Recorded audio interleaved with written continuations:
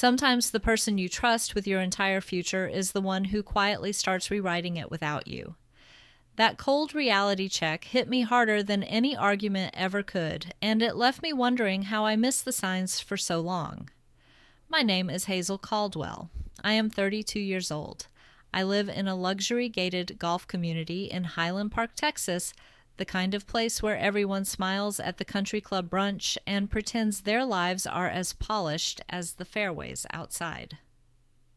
For years, I told myself our marriage was built on partnership, on the kind of love that means you stand by each other no matter what. I supported my husband through every late night at the office, every risky deal he chased, every promise he made about building something stable for us. I poured my own career as a financial consultant into making sure we stayed ahead, never once imagining that loyalty could feel like a chain I had tied around my own neck. The afternoon it all began, I was sitting in my quiet home office overlooking the 18th green, the late Texas sun filtering through the blinds and casting long shadows across my desk.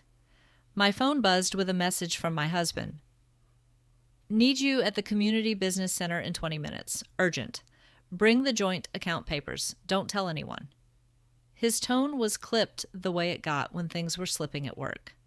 I felt that familiar pull in my chest, the mix of worry and the need to fix whatever was wrong.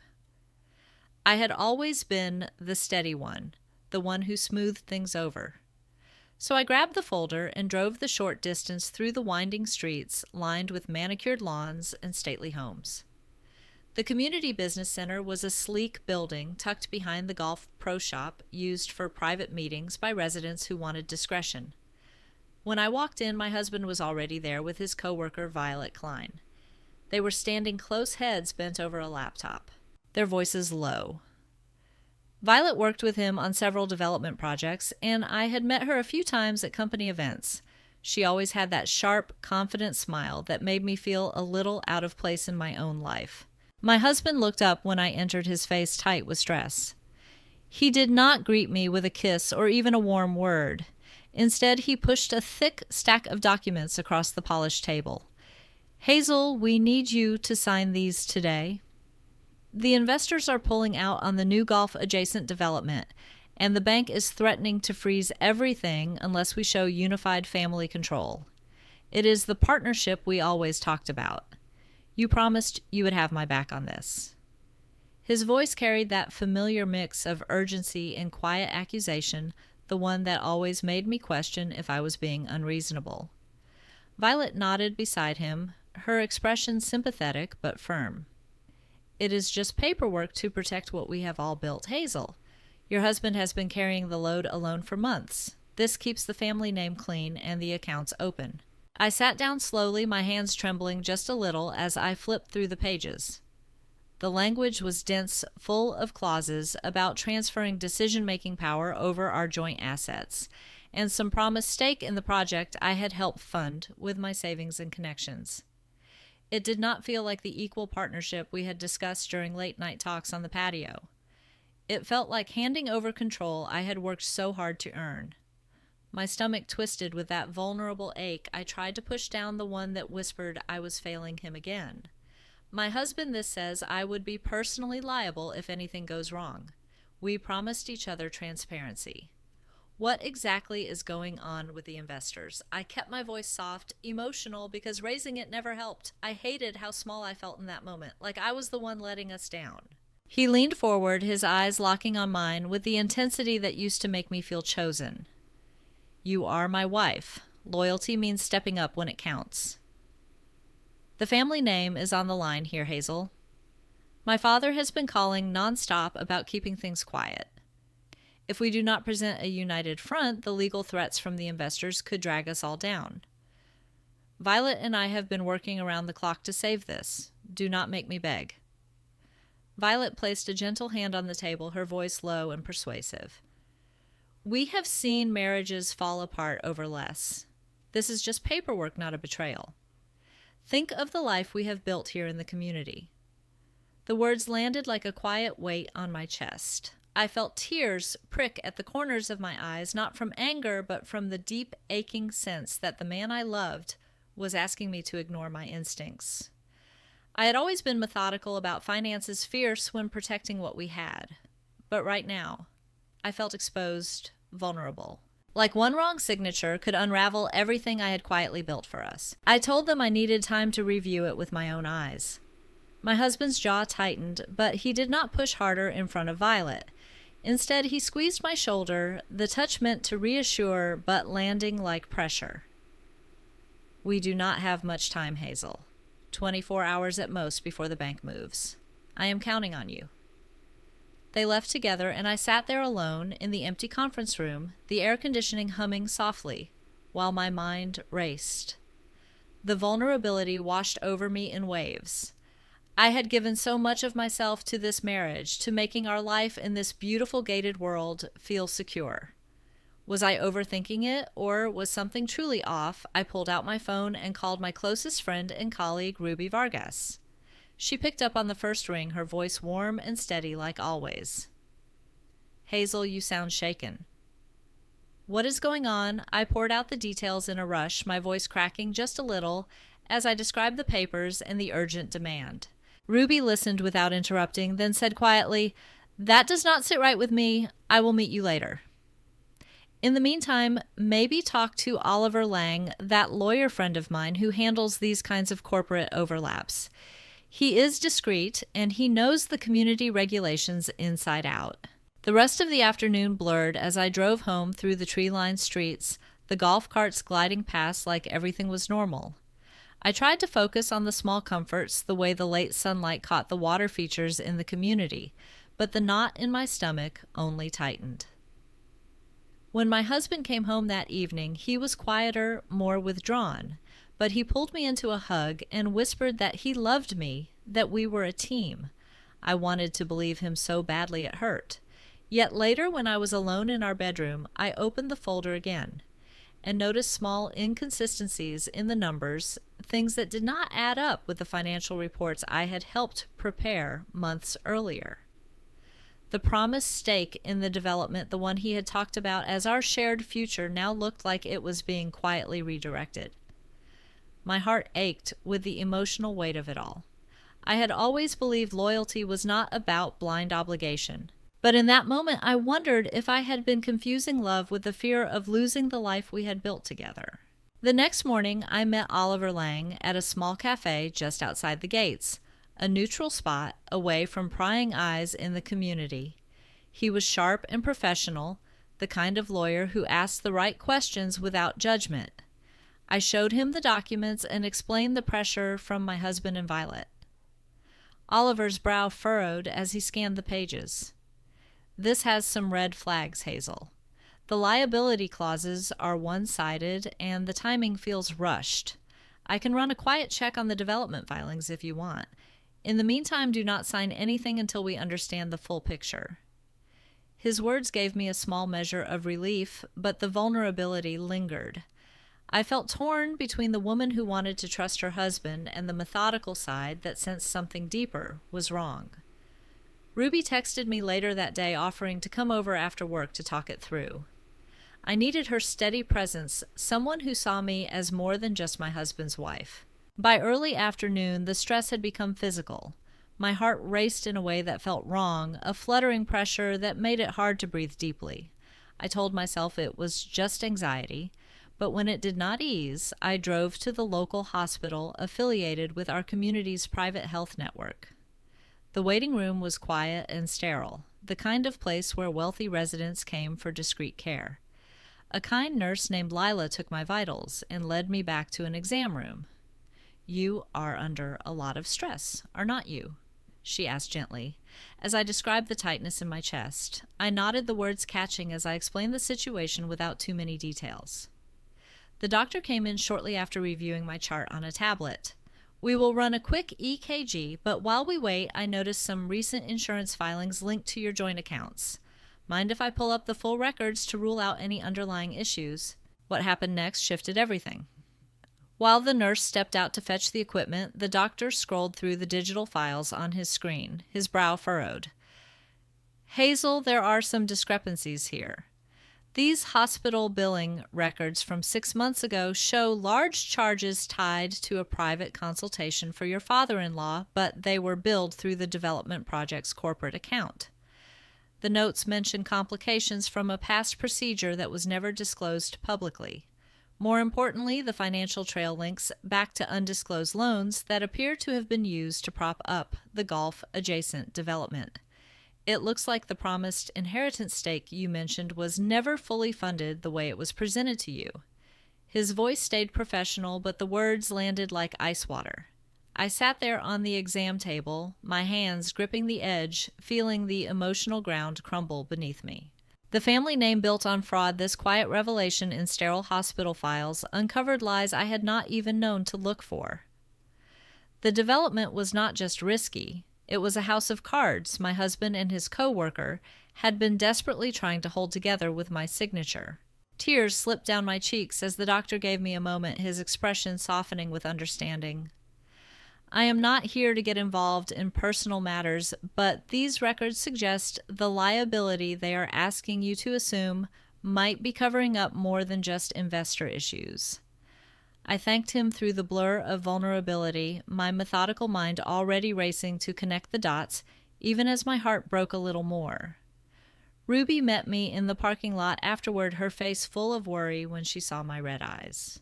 She had brought her laptop and, without a word, pulled up something she had quietly obtained through a contact in the community security office. "Oliver helped me get this," she said softly, starting a short security footage clip from the community business center.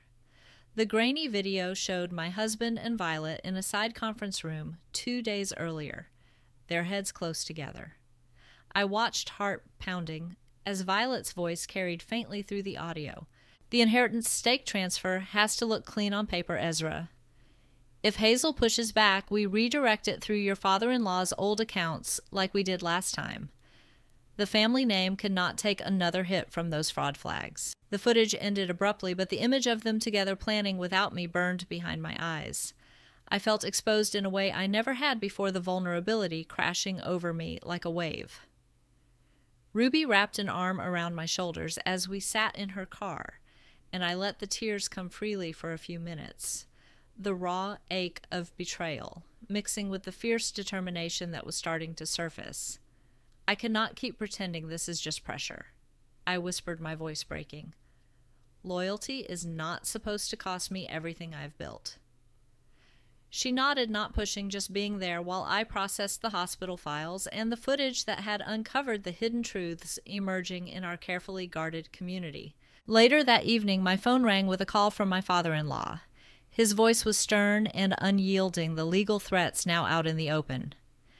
"Hazel, I have spoken with the board. If you do not sign those papers by morning, we will have no choice but to pursue formal action through the community association. The family reputation is at stake, and we expect you to do what is right for all of us."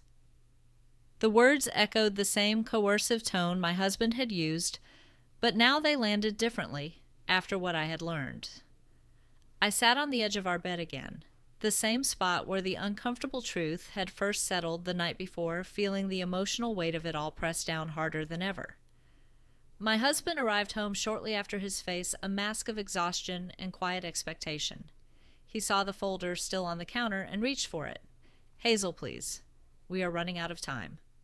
My father is threatening to involve lawyers if we do not resolve this tonight."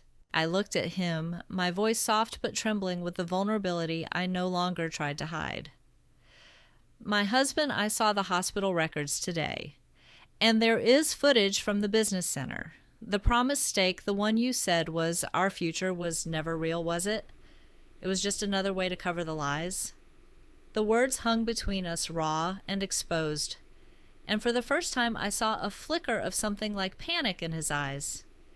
He stepped closer, his hand reaching out, but I pulled back slightly, the methodical part of me holding firm even as my heart ached. Violet's name flashed in my mind again, along with the security clip that had confirmed what my instincts had been screaming. The inner circle I had trusted was fracturing right in front of me, and I felt the quiet isolation beginning to settle in a lonely clarity that came from seeing the truth too clearly to ignore anymore. The confrontation hung there in the air between us as the weight of hidden truths and stolen promises pressed down harder than ever. My husband stood in our bedroom, his hand still outstretched toward the folder on the counter, his eyes searching mine for the compliance he had always counted on. I could see the flicker of panic beneath the frustration, the way his shoulders tensed, as if the entire fragile structure of our life in this gated golf community was about to collapse if I did not bend. My voice came out softer than I expected, trembling with the vulnerability that had been building for days, yet I forced the words out anyway. My husband, I cannot keep doing this.